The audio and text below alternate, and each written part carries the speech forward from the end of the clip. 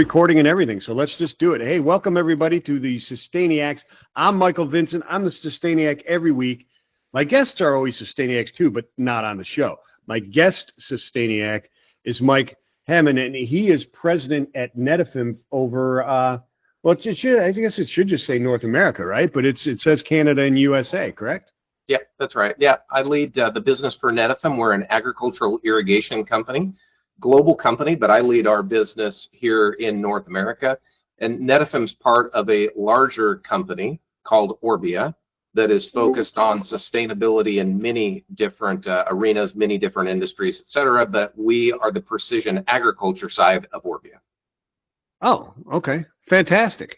So the precision agricultural side of Orbia, right? So what does that entail? I see all the agricultural behind you. I think everybody would figure out, hey, and it says, grow more with less. And I know what some of that is. I don't know what all of that is. Yep. So the primary business that this company is known for, and what we are built on, I'll say the majority of our revenue and the base of our business is around drip irrigation. So Netafim is a company that is headquartered in Tel Aviv, Israel, and this is the company that actually was able to invent drip irrigation. So think about farming and trying to farm in a desert environment. Doesn't work very well, so you have to find a way to deliver water and deliver water efficiently in water-starved areas. That was the birth of Netafim and the birth of drip irrigation. So Netafim in Tel Aviv invented it, basically, the technology to do it. Correct. Was it always? That's correct. Did it have to? Okay, so drip irrigation is through plastics, right? Yeah, so what we have is we have polyethylene tubing. Uh-huh. And the polyethylene tubing will deliver water directly to the roots of the plant. So if you think about how irrigation is typically done, or how irrigation has been done in the past, most of it is furrow irrigation. So essentially what you're doing is you're planting plants in a seed row. They're typically on an elevated bed, and in between those elevated beds is what we would call a furrow. And then what happens is you literally just flood water down that furrow. So if you think about it this way, you start on one end of the field and you're going to the other end of the field. It's inefficient. You're using more water than what you actually need to use to grow the crop. So now if you can think about a drip tube, and you can think about a very specific emitter, which is the device inside of the tube that controls the flow rate of how much water gets to the plant. But instead of pushing water across every bit of soil, you literally drip water exactly where the seed is and exactly where the plant is, and you can turn it on and off depending upon the needs of the plant. You can utilize it daily, you can utilize it weekly, hourly. It's really the ability to give exactly the amount of water to a plant when it needs it the most. No kidding. And so, and these are, I mean, I know of others that produce the tubing, right? But I've never, interviewed and talked about how that tubing was developed and how it actually, it's rolled out on top of the mound of plants, right? It can be on top of the surface where the plant, It can actually also be underground. So for instance, we have many installations that have been underground for over 20 years, and it becomes a permanent situation there. Difference and the benefit there, though, is think about transpiration of a plant, and think about humidity that you're going to have in the environment and water that evaporates. So in a very hot day, if you're delivering water on top of the furrow where the plants are, some of it's going to evaporate. But if you're underground, you don't have that evaporation piece. So it gives even more sustainable use of that water, and allows all of that water to be delivered directly to the root of the plant as well, so it doesn't have to seep down through the soil. I got you. So in this case, so are these rigids or are these flexibles? It depends on the application. Right. So underground is probably rigid, right? It's not rigid like a PVC pipe. It's still very flexible, but it's a thicker, we call mill thickness of the pipe, versus something that you might use on top of the ground in a lettuce field. That's going to be a lot thinner, because that's a short crop. A lettuce crop could be a 45 to 60 day crop. If you're putting this in an alfalfa field, let's say, you're going to have an alfalfa field that's going to be in production for 3 to 6 years before you have to go do something different with that ground. Gotcha. So you do both of those. So when you're talking about the short crops or the one like lettuce, Yep. those are the drip films or the drip tapes, right? They just kind of roll out like a hose, and they're flat, and then you just run water through them, right? And it Correct. And I think so. This is a great segue to talk about sustainability, and we want to talk about something that we have pioneered in that specific market that we're taking across all markets. So the bulk of the lettuce that is grown for consumption domestically is grown in the Salinas Valley of California. They call it the salad bowl of the world. Super healthy soils, super productive soils. The environment and the weather is conducive to growing lettuce and other cool season crops. And so it just for years and years and years been the salad bowl of the world. So what they've done is, what used to happen is they would take the drip irrigation tubing, they would roll it out, they'd have the plant, they would plant the lettuce, they'd roll the tubing out. It would be time to harvest the lettuce, let's say 60 days later. And so instead of tearing up the drip tubing in the field with all the equipment for harvesting, they pull it out of the field, they harvest. Now it's time for the next planting. They put it back in the field, do it all over again. One of the issues that's happened is the cost of labor. And so with the cost of labor, it became cost prohibitive for the amount of people that are needed to roll that out and repair that drip line. So farmers, being innovators, decided there's got to be a better way to do this. And so the better way to do this, they still wanted to utilize drip irrigation, was there was a thought to move towards a horrible name, single-use solution. So now throwaway culture. Hey, look at Life magazine from the 1950s, man. Life is solved. We got plastics. Exactly. Use it, throw it away. And so this is what was ending up happening is you get to the end of life of this drip line in 60 days or so, and now it's trash. It's no longer needed. So we stepped back and we started interviewing farmers, talking to farmers and saying there's got to be a better way to do this. And what we did is we led with our pocketbook, we led with our innovation, and we built a recycling plant. So we have a recycling plant that sits here in California, and we developed a whole new product that we call Regen. So just like regenerative agriculture. And what we do now is we sell a product to the farmer utilizes that product, and instead, when he's done, instead of taking that product and coiling it back up and then using it again, we have a machine that will extract that product from the field, put it in a big tight bundle, and then we take that bundle from the farmer. Netafim comes and picks it up and takes it away from the field. We bring it into our recycling plant, and we recover all of the polyethylene that went into the production of that product. We then repelletize that polyethylene, and we bring it to our production facility, and we take that recycled polyethylene resin and rebuild the product.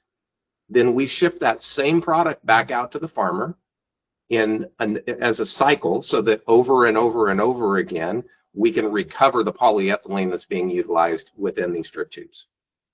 That's fantastic. And how many times can you do that with the can you recycle it? I mean, is it 100% recycled that comes back out, or you have to do a mixture, right? Because it degrades eventually, right? Doesn't it? It's a mix. It's a mixture of what we would call virgin resin plus recycled polyethylene. And even that mixture, though, the other thing that goes into that is you have virgin resin, let's say, that has been produced and comes straight from the large resin manufacturers like Dow. But the other thing that we do within our production plant is we recover 100% of any scrap material that we manufacture. So anytime there's a defect, we have an internal process where we're able to do the same thing that we're doing in the recycling plant. Now, of course, it's a cleaner process because you don't have soil and rocks and everything else on it. It's just production scrap. So you essentially got 3 types of polyethylene, let's say, that would go into it: virgin, the recycled from the plant, and then field recycled is what we would call it. Yeah. I mean, the only reason I mentioned that it's a mixture is 100% recycled back into the same product. You start to lose, right? The polymers don't have the same strength, et cetera. It starts to degrade after a while, so you have to There's limitations to these things, although they're fantastic. Because is it not true that like in certain countries or even in the United States, they just plow it under, some of them, don't they? They used to burn it, actually. Yeah. I mean, not in California, but in some other states where maybe the regulations are not as robust as they might be here. But Right. yeah, it becomes a waste stream if you're not managing it correctly. So one thing that happens often, maybe not often, but one thing that happens is there are other manufacturers that offer recycling programs. But what they're doing is they're taking the material out of the field and then they're selling it to a recycler. Now, where does it go? Where does it end up? Does it get shipped overseas to Asia? What happens? We're the only company that has a 360-degree, fully owned process where we touch that product and we know exactly where it's at every step of the way through our own facilities. That is fantastic. That is fantastic. And so do you do I would guess the semi-rigid or the more rigid ones, if it's time to replace it, you can recoup that as well, right? I mean, those resins could be recouped as well. It's just not as quick a cycle, right? Yeah. So in the lettuce, you might have you would certainly have two, sometimes three crops per year. And if you think about an almond orchard in the Central Valley of California, that's typically going to be installed for 20 plus years. So at the end of life of that, yeah, same thing can happen. We take that tubing as well and recycle that tubing as well, but it doesn't get replaced as often. Right, yeah, because it's a longer cycle, like you said before. It's usually its life is much longer, right? It has to cease functioning. It's not a process of crop rotation. It is the system fails after a while. Everything fails after a while. You have to replace it, right? Correct. So is tubing? Do you guys get into flexible plastics as far as the poly mulches and hoop house films and silage and that type of stuff? Or you strictly stay with the drip tapes, etc.? The drip line. We also do automation. We do valves. We do filtration. Anything that would go into an irrigation system. So automation. So here's the connectivity on automation on sustainability. Yeah. So what can happen oftentimes is people have to decide how and when they're going to irrigate their crop. So just like you need a certain amount of water per week, per month, per year, per lifetime. No, you probably don't sit down on Monday morning and sit down at your kitchen table with 8 gallons of water and say, let me drink all this water because I need 8 gallons of water for the week, right? No, usually not. I usually space it out. In fact, I'll tell you what. Once I was in Cleveland, Ohio, and they were talking about, and this was probably like 15 years ago. There was a water challenge, right? Drinking, like chugging water, and somebody drowned drinking water, right? So you can't drink 8 gallons at once, right? You did. Exactly. So think about the way that farming used to be done with furrow irrigation. They would say, oh, I need approximately this much water for this duration of time.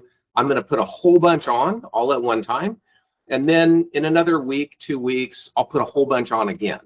So what's happening with drip irrigation now is, especially with automation, is we have tools that have soil sensors that sit in the field. And the soil sensors then connect back up to a broader network. So we can now overlay site-specific data about how much moisture is in the soil, the weather predictions that are happening, even demand on the energy grid to figure out when is the least expensive time to pump and utilize electricity to pump the water. All of this now goes into a cloud and is overlaid with what we call a crop model, which does a mathematical equation that says, based on the stage that the crop is in, the amount of moisture that's in the field, and the weather, it needs X amount of water. Now, all of that goes back to a system that automatically turns on and off the irrigation system. So it delivers water only when the plant needs it. I'll give you a crazy example. Last week, I was with a raspberry grower, and the raspberry grower utilizes this technology in such a specific way that they may actually microdose irrigation 45 seconds at a time, 18, 25 times during the course of the day, so that the plant can take in exactly the amount of water that it needs at that very specific time instead of just dumping a bunch of water on top of the plant. Oh, yeah, because you're wasting that water. It's going away. And you said it takes into account the weather. Is it taking past, or are you talking about it is taking input from the weather forecast? It's both, right? So there can be a weather station in the field that's very Uh-huh. site specific, or it can connect to a network of weather stations to look backwards. And then it's also taking prediction models about what the weather is going to be going forward, and it's just constantly running a calculation and saying, based on what has happened and what we think is going to happen, here's how much water the plant is going to consume. Therefore, we need to deliver X amount of water at this time. Gotcha. So in my neck of the woods right now, your systems are probably trying to figure out how to get moisture out of the ground with Helene about to hit us. Yeah, exactly. Right, so this is like an automatic sprinkler system. Think about Yeah. when you've walked out and it's raining outside and somebody's sprinklers are on and Well, you're it drives me crazy. I see it all the time in my neighborhood. But even when I'm looking at the weather forecast and somebody's sprinklers are going off, I'm like, you realize we're going to get 5 inches of rain this weekend, right? Exactly. Yeah. So this is how the automation part of our systems work as well. Another neat thing that we do, I'll share a little bit about what we call our SDIE system. So SDI stands for subsurface drip irrigation. So this is going to be the flexible pipe underground. Oh yeah, okay. Yeah, and E stands for effluent, and so specifically cow manure. Okay, Nice. so we are working with dairies, and the dairies typically have feed that they plant to feed the cattle, and so it's typically some kind of forage crop, silage crop. It could be alfalfa, Yeah. different types of silage crops. They have a massive problem, as you might imagine, with manure. Well, they have manure ponds, right?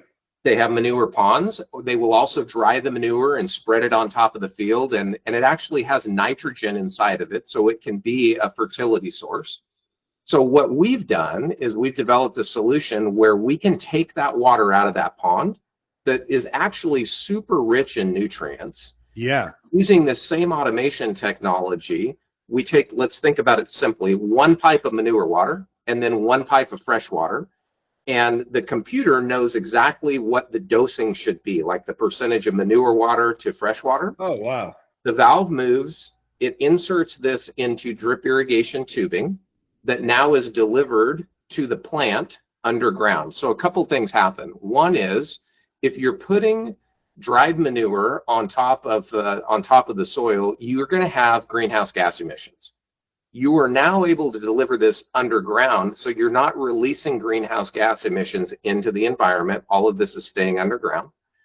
You are also able to control exactly the amount of water that you use so that that manure doesn't leach through the soil profile. So you're protecting groundwater. No more nitrates in groundwater. Because of the control of how much you're putting in there.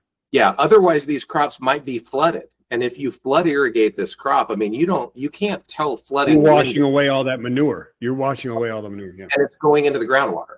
And then the other key thing here from a farming perspective is, in many of these situations, and most of these situations, they use the nitrogen from the manure and they completely eliminate the need for synthetic nitrogen.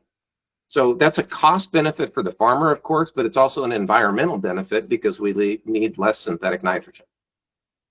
Yeah, and I would imagine that the process for creating synthetic nitrogen isn't all that friendly either. Correct. Yep. Yeah, and you're not shipping it all over the place, so you're reducing carbon emissions and carbon footprint and scope 3 emissions and all that other kind of fun stuff. Does it, now you said, you're delivering this stuff through a tube underground, right, with the water, the manure specifically. So from those ponds, does that help? I guess that would help reduce the methane GHG, because you're reutilizing that and pulling out there. And most people don't understand this, but methane's like the worst GHG. It's like 80 times worse than like CO2. It's just shorter lived, right? I don't know the science on that, but I'll take your word for it. Yeah, no, look it up. It's like it's the bad stuff. People don't, I mean, it's there's not as much of it as the CO2, but it is like, as far as a greenhouse gas, it is far worse than CO2 as far as its ability to heat the earth, right? It just doesn't last as long in the atmosphere, but it is an issue, and utilizing that in a way to keep it from going out into the atmosphere is fantastic. I mean, that's fantastic. So you can use that just about anywhere, right? I mean, you could bottle that and dose the system that you have in another farm that doesn't even have cattle, or cross leach it, or whatever you want to do, right? That is fantastic. I imagine that your impacts are tremendous, like you said, in California, et cetera. Are you guys global? Because these type of systems, like you said, out of Tel Aviv, there are places in the world where they're growing stuff where they really shouldn't be growing stuff, and it's very difficult to do, but they have to do it in order to feed themselves. This has got to be fantastic stuff for those type of areas where they're, in food deserts, right? Yeah, we are a global company. I'll give you an example of another thing we do in Canada. Okay, so in Canada, there's a lot of ground, there's a lot of productive ground, but the weather may not always cooperate. And right. So one of the other parts of business that we're in is we're in the greenhouse business. And so we construct greenhouses utilizing our technology inside of the greenhouse. And we just finished a greenhouse a year or so ago up in Manitoba, Canada. So what would happen in Manitoba, of course, is just given the weather and the climate conditions there, they were largely reliant on imported produce, particularly in this case, tomatoes. So they're bringing tomatoes in that would typically be field grown, and they're bringing them in and trucking them in. So you have the impact of the transportation and everything else. And now what we have is this beautiful greenhouse where they are able to train the tomatoes so that they grow up towards the ceiling instead of out across a bed. So think of a vine going straight up to the ceiling full of tomatoes, and they can grow them 365 days a year locally in a sustainable fashion, creating jobs locally, eliminating this food desert that they've been in, that they've had to solve the problem by transporting tomatoes in. So that's another area specifically where we're taking areas that may not have historically been productive and solving the problem that we have about more people on this planet every single day.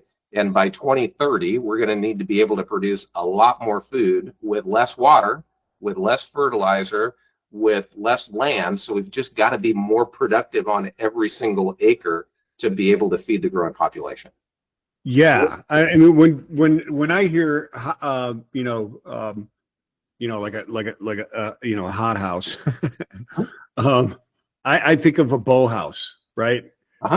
Is that what we're talking about? Like bow houses, or are we talking about like warehouse? Because you could just build a warehouse. No, right? This is all glass. Yeah. And this particular, and we do what you would call a bow house. We call them a hoop house. We do those as well. But this particular thing is 5 acres that's completely under glass. Okay, we're working on another one right now where they are taking heat from other processes. Specifically, we're looking at the Bitcoin mining industry. They generate a tremendous amount of heat that can be utilized in a greenhouse. And so we're looking now into applications where we can take that waste heat from a Bitcoin mining operation and utilize that heat to heat a greenhouse and grow food right next door. And that's fantastic because you need the heat for the greenhouses, but you also need the cooling effect of a specific environment to run the Bitcoin operation as well, right? So you can have a really great little circular system going on with that. Bitcoin greenhouses. Yes, new, up and coming. That is fantastic. That is unbelievable. So how does this technology and what you guys are doing, how does it fit or work with other agri-plastics and et cetera? So like, the polymulch films that I asked you about. I know you guys don't do the polymulch films, but I would imagine your products go hand in hand with that as well, right? I mean, together they really kind of solve some issues, no? Typically, in that case, what would happen is your drip line would be under the soil. They would shape the bed for the plant, tomatoes, whatever you might be growing on there, strawberries, and then they use that mulch right over the top of the bed, primarily to prevent weed growth. So Right. there's a lot of work that's going on right now in R&D in how do you take all of that mulch and the drip line and everything out of the field at one time to recycle that, versus today what's happening is they're recycling the drip line that's coming out of the field, but not necessarily the mulch. Yeah, I would imagine the mulch has a lot more biomass and dirt, et cetera. I mean, it's a lot more contaminated, much more difficult to deal with. It's just a different process. I think the other key thing that's important, obviously, is when you're moving things, there's a cost associated with moving them. You don't want to move them great distances. So with the drip line, we're able to bind it up really, really tight in a giant roll. And we build our recycling facility, like I said, around Salinas Valley, where it's not a long transportation time to get it there. And so it becomes cost efficient. The biggest Yeah, the challenge, logistics can get you pretty quick. exactly. And the biggest challenge I think that's facing farmers today around adopting more sustainable practices is there's a cost implication of doing it. And these are businesses, and in many cases, small businesses that have to turn a profit. So even our technology, when you go and put in a full drip irrigation system versus opening a valve and flooding a field, you can imagine it's more expensive to install all of the drip line and the filtration and the valves and everything for our system. So there's a couple of things that happen there. One is sometimes you look at it in two ways. Water scarcity is one way. Sustainability might be another way. But a third way even is return on investment. And so typically what happens with drip irrigation is you can use about half of the water and you can generate yields that are sometimes 2x what you might have without drip irrigation. So now the cost benefit equation is different. And that typically plays out on what we would call a high value crop. One of the challenges that we're running into right now is think of a lower value crop, and one that I talk about a lot is alfalfa. And anybody in the western United States, and specifically in Arizona, has probably heard there's a debate going on about alfalfa and how much water it utilizes, and the fact that there's less water in the Colorado River. The reason alfalfa uses so much water is it's flood irrigated. So if you were to take the alfalfa and irrigate that water with subsurface drip irrigation, you can use a fraction of the water. In fact, the math says that if we took 20% of the alfalfa acres in the western United States and converted them to drip, we would solve the problem and save all the water that people want to save off of the Colorado just by making that conversion to drip. Holy mackerel. That's amazing. So why won't they why not why wouldn't governments, subsidize that to make that happen? So this is the question, and there is some of that happens. The process is fairly complex, and the funding is typically oversubscribed, so that there's only a certain amount of funding out there, and the farmers can't always access that funding. One of the things that we're doing is we have a government and regulatory affairs group that's working directly with farmers, helping them to understand how to access that funding. We actually have on our website, we have a farmer portal where we will guide them towards places where they can find that money to help offset the capital infrastructure that is needed to install a drip irrigation system. Is that at netafim.com or is that at Orbia? It's at netafimusa.com. There you go. Okay, just wanted to put that in there real quick since you were mentioning they could go to that portal. Yeah, absolutely. And then we're also working on the front end of this with the people that are setting the policy and the policymakers and saying, okay, what's happening today? What's happening today is we're saying there's not enough water to feed the farmers, to give them enough water to grow if they're dependent upon the Colorado River. And so what is the government doing in many cases? They're saying, I'm going to pay you not to farm. And if you quit farming, then we're going to save water. So our push is we can't not farm because there's so much population growth that we need farmers. And so instead of paying farmers not to farm, why don't we help farmers subsidize the cost of the technology that allows them to farm in a more sustainable fashion? So this is really a big push of ours. Yeah, no, it makes too much sense in many cases for, well, we won't get into that. You know the saying, you're making way too much sense, right? I mean, so when my next business application, you say, hey, I'm going to go start a farm down in Phoenix, and then they'll say, listen, we'll pay you $100,000 to not do that. Yeah, exactly. Right? Yeah. That doesn't make a whole lot of sense. I think it's really important, and one of the things to get out of this is, it isn't a convenience factor, right? Like you and I were talking about prior was, hey, throwaway culture, right? Right. And you said this isn't the case. It may have been in the beginning something along those lines when it very, very first started, but it doesn't seem that way. It seems, for instance, I mean, the whole consumer plastics is built on convenience and extraction, use, throw it away. Single use, get rid of it, right? This single use actually produces something. Plastic bags instead of paper, and you can argue which one's actually better for the environment, but it was just a convenience thing for me to move my groceries from one place to another, right? This is actually, and I've heard it before, 30% to 2x, depending on the crop, is the ROI on using these. And like you said, we can't afford to not use this technology. Yeah, for sure. And it's devastating. And if you look at just what's happened globally, for sure, and what we're continuing to see in the U.S. agricultural market, particularly in the Western United States, is we need to make more food, we need to produce more food, and there's just less water. I mean, there's more people using water because of population growth just in our households. We have to be more efficient with the water that we utilize for farming. And we have times when we're running through a drought period. And what's happened in the Central Valley of California in many cases is when we've run through these drought periods, or when we've not been able to access surface water the way in which the farmers have typically relied on surface water, they move to pumping groundwater. And so that's okay in short doses, but when you become over-reliant on that and you don't have that supplemental surface water as well, you begin to deplete aquifers.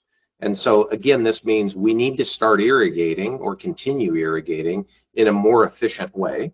There's already a high degree of adoption of drip irrigation in specialty crops in California, but we need to move these into the corn crops, into the alfalfa crops, into the crops that wouldn't typically utilize drip irrigation, because we have to do this to keep farming, or we're going to be putting farmers out of business because there's just not enough water. Yeah, that's one of the things I looked at before, and I'm glad you brought that up, is like the Midwest covered up with obviously wheat and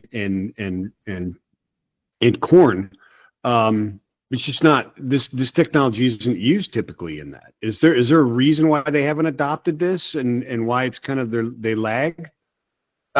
Typically, it's not adopted because they have rainfall and they don't even need to irrigate. But then when you do go out and look at irrigation, typically in that neck of the woods, you're going to see pivot irrigation, the big, long sprinklers travel in a circle, right? There's a difference in cost between a pivot irrigation system and a drip irrigation system. But I'll tell you, where we are really starting to see traction in the Midwest has nothing to do necessarily with water conservation. It goes back to what I said about delivering the exact amount of water at the exact time that the plant needs it. Now take that a step further and think about ourselves. Think about medicine. So you've got veins that are running through your body, and when you go to get vaccinated, the doctor puts a needle in your arm and puts medicine in your arm, and it moves through your body. Now think about a drip line in a corn crop as the veins running through your body. You can go any time that you want and put fertilizer through that. And now you're delivering the fertilizer not in a broadcast way across the field. You're delivering it underground to the roots of the plant exactly when the plant needs it. So we're seeing adoption of drip irrigation, not because they need water, but it's a more efficient delivery system for fertilizer and nutrients. So there's less waste, more sustainability. And I would imagine that there's also, like, before, on top of that, there would be some sort of ROI effect. I mean, if you're applying science to your production, you've got to be improving it, right? Absolutely. You want, I mean, what's the simplest way to look at it is you're not wasting fertilizer. You're not broadcasting this across every single acre. You know exactly that every ounce of fertilizer that you're utilizing is going to the plant and to the plant's roots, not in between the plants, not in between the rows, exactly where it needs to be. So the plant's healthier and your costs are going down. Correct. Costs are going down, yield is going up. Absolutely. So it's a win-win. So is this technology being does it proliferate around the world into areas where they need it? Yeah. Yeah. Anywhere where there's farming, anywhere where there's irrigation, you're going to find Netafim. We produce material all over the world. We are the world's largest irrigation company, bar none. So every place there's farming, you're going to find something that is going to be utilizing Netafim. That is fantastic. That is fantastic. So how did you fall into this? I know your background is I stalked you a little bit on LinkedIn, so I know you came from Dow, et cetera. Have you always, even there, were you in the development of irrigation, plastics and polymers, et cetera? Or how did you fall into this? Or was this like an epiphany that said, look, I got to get involved and make this happen? Yeah, so irrigation, but I'd say more around agriculture is the background for myself and my family. So I'll go back to the Dust Bowl. My family, literally, this was grapes of wrath. My father, when he was a very young child, moved from Oklahoma to California during the Dust Bowl, and he ended up working as a sharecropper with some farmers in the California area. So our family has roots in agriculture. I went to school and got a degree in crop science and did my master's coursework in agronomy. And following that, I got involved in the seed business and the crop protection business, herbicides and things of that nature. And I did that for about 25 years or so, 25, 30 years. And I was looking for an opportunity to do something different. Netafim's North America headquarters is right here in Fresno, California, which is where I live. My father-in-law was actually my irrigation professor in college. Oh, wow. Yeah, so it's all coming full circle. And for me, as somebody looking to, number one, be a part of agriculture, contribute to doing good in the world, and thinking about a career, we're not going to have more water. So for the rest of our lives, water will become a bigger and bigger and bigger issue. So if you just look and say from a job security standpoint, we need people working on how to utilize less water, not more, and farm and grow more crops and help farmers be more successful. So for me, a lot of things met in one spot. So that's awesome. That's awesome. I love it because a lot of people have this epiphany, but most people that I talk to, I mean, they grew up in this environment. It was their culture, and it really gives me a lot of obviously hope, but it makes me feel very positive about the future and the way we're going, because more and more, like, my kids are exposed to this constantly, right? I mean, I grew up in the 70s, man. I mean, there was no what environment. What's that? You know what I mean? It's, what, we had acid rain and we loved every drop of it that came down on us. But now, people are growing up in this and it's moving forward. So there's more and more support. You see it in the choices that people make and the demands that they're making on industry, right? Yours happens to be an industry where they demand it to produce more and higher quality, and they demand it to be done with less and less, harmful chemicals, pesticides, fertilizers, etc. And by the way, you can't use as much water as you have before. So here, good luck with that, Mike. And it's nice to have, I mean, it's not nice, it's essential to have people in companies like Netafim out there doing stuff and making this happen. It's really awesome, and I thank you for coming on. Where are you guys at as far as, and if you're not or can't say, that's fine. It could be, maybe you're under the radar on some certain things, but I had people on the show that are doing, like urban farming and stuff like that, and rooftop farming and all these, hydroponics and stuff like that. These new way of doing hydroponics in like downtown Philadelphia and stuff like that are highly scientific. Like you're talking about these, they're growing these plants and their roots aren't even in. They're just Yep. spraying them with water and nutrient. They're not even in soil in these greenhouses. Are you guys in developing that type of stuff and into that type of thing as well? For sure. So there's a couple angles there that we're involved in. One is our core business within Netafim. The irrigation components that we utilize for any type of growing can be utilized there as well. So aeroponics is what you're talking about. Yeah, aeroponics. That's exactly it. Yeah. We're also involved in hydroponics. So the raspberry grower that I used as an earlier reference, that was a hydroponic situation that we were in, where they're using soilless media and in a pot instead of actually planting into the ground. So there's lots of advantages to those. So we get involved in that in Netafim. I mentioned earlier Orbia. There's another business that's a part of Orbia called Wavin, and our business Wavin is very involved in rooftop gardens. So they have the technology for rooftop gardens. They have technology for the tree wells, where you can collect the rainfall in a tree well and be able to utilize that to water the tree instead of having to have irrigation that's piped to that tree. That technology is also used in rooftop gardens. So our company is very involved in that space. Okay, cool. Because I find that very, very interesting. There's arguments there as well, like what crops should be grown there, what shouldn't be grown there, blah, blah, blah, based on, what needs to be trucked in, or what, long distance trucking in. Yeah, you probably should grow those in the urban, but those that aren't, maybe not. I don't, it's use of space, et cetera, that type of stuff. I remember there was a point where I read an article about, how Walmart's going to, be 2 stories now, and they're just going to be growing the produce on top of the store, right? And just bringing it down. And that's really not crazy with the technology you guys have, right? Yeah, we see a lot of urban farming. I mean, it's something that really, I would say a lot of this took off during the pandemic. I don't know about you, I'll just speak for myself, but I was probably in more of a mode that when work was done, I'd go buy something from takeout to bring home and eat. Now all of a sudden, we had this pandemic, and I found myself cooking at home more often than I had been in years and years, right? And so when people are cooking at home and they're touching the food and they're feeling the food, they say, where was this grown? And how was this grown? Was it grown in a sustainable way? And now we see that consumers, you said it earlier, I mean, consumers are voting with their pocketbook, and they're saying one of 2 things. In some cases, they're saying, I'll pay a premium for this produce because I know it was grown in a sustainable fashion. In other cases, they're saying, I'm not even going to buy this stuff unless I know how it was grown. So there has certainly been a rise in sustainable farming, in local farming. Oh, yeah. Yeah, since a pandemic, and it's a part of our business that's a very important and growing part. Yeah, the disruption of supply chains impacted every aspect of our lives.